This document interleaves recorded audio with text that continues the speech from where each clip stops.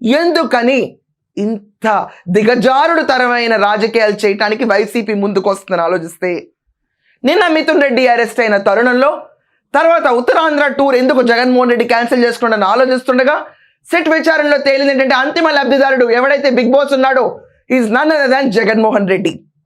జగన్మోహన్ రెడ్డి పేరు ఉండబట్టే ఇంతెంత అరాచకాలు మొదలవుతున్నాయి రాష్ట్రంలో. ఎక్కడన్నా కూడా స్టేట్లో అన్రెస్ట్ అండ్ పీస్ డిస్టర్బ్ చేయడమే ప్రధాన ఎజెండాగా పెట్టుకుని జగన్మోహన్ రెడ్డి అండ్ కో ఇప్పుడు రాష్ట్రాన్ని ఆడుకోబోతున్నారా?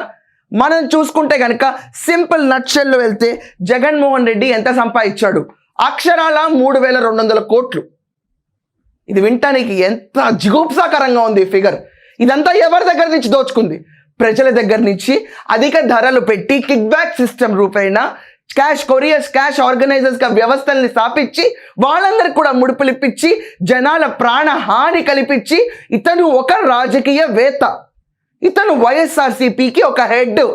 రాజశేఖర్ రెడ్డి గారి పేరు చెప్పుకుని ప్రజల ముందుకు వచ్చి దోచుకున్నాడు ఇతను కాదా?